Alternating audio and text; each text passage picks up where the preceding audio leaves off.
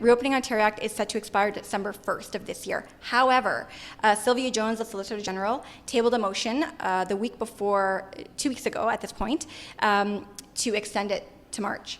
And so that will be debated and voted on within the next 4 weeks. So it looks like the goalposts are being moved yet again. For Rebel News, I'm Tamara Ugolini at an undisclosed location here at a private event, and I have come across Belinda Karahalios. So she is an MP here in Ontario, MPP here in Ontario. And what brings you out to speak or be seen in the public here today at this event? I wanted to show support to the individuals who were attending today about current situation in Ontario and really, quite frankly, the country and the world. And it was good to see so many like-minded individuals come here today to know that we're really not alone when it comes to all of this. Mm-hmm. Absolutely. The support and the showing of that support, I think, is really uplifting for people who do feel a sense of being alone and like they're alone in their thoughts.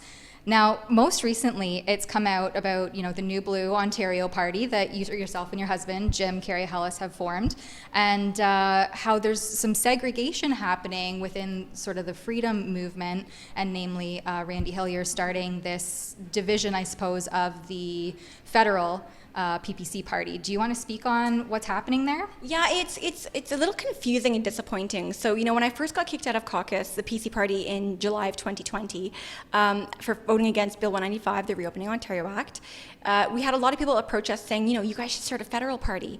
And Jim and I were thinking, well, that's kind of ridiculous. Like, why would we start a federal party? There's the PPC. Let's not do that. Let's look at Ontario, the province that we're from and that we care so much about, and give Ontarians an option in the next election in June for an actual Conservative party. So we started the New Blue Party of Ontario.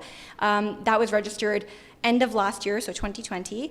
And we are, like, the Big Blue machine is up and running. We've got our membership portal, newblueontario.com. You can buy your memberships. Candidate portal is opening shortly. We've got a constitution, founding principles.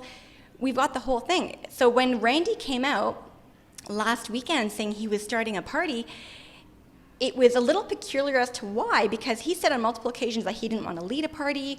We talked to him about New Blue. I mean, I was with Ezra a couple of weeks back, and I said, we could totally do a leadership. So, it really looks like Randy is controlled opposition, because there was no other reason why he would be starting a party, a few months out for election. By the time he's up and running with this party, the election is upon us, so it doesn't really make sense. Yeah, it's happening so soon, and I think there's a lot of people in the freedom movement that are saying, we need more than ever unity and to unify and come together.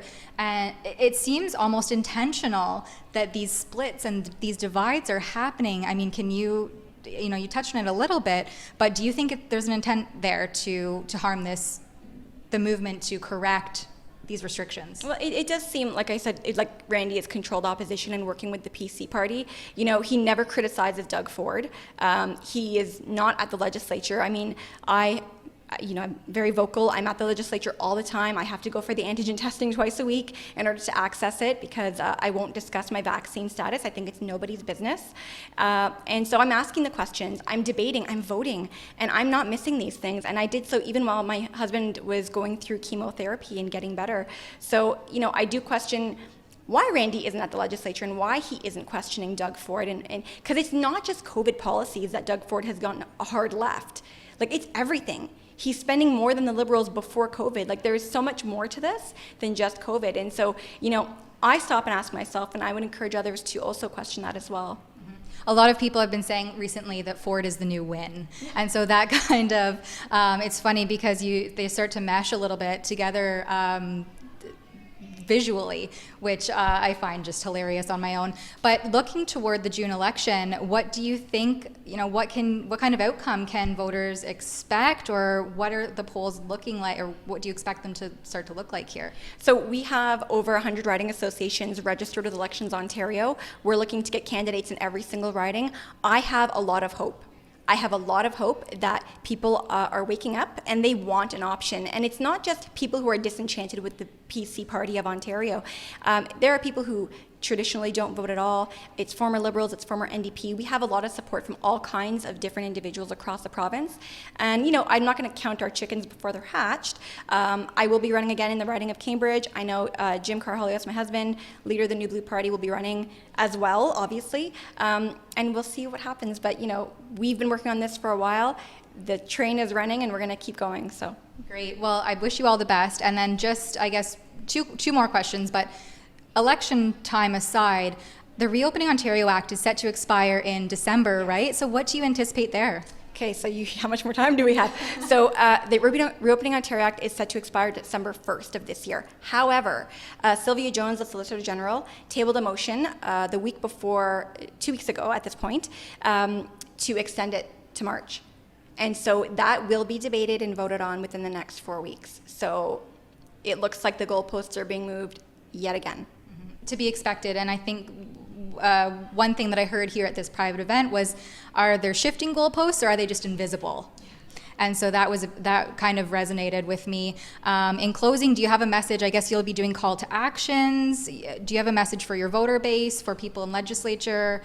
Anything, if I could give you a platform. Yes, so newblueontario.com. Stay up to date with what we're doing. Follow us on all of our social media platforms. We're on Telegram, Instagram, Twitter, and Facebook. We will be doing a call to action with Bill 195 for the extension of the Reopening Ontario Act.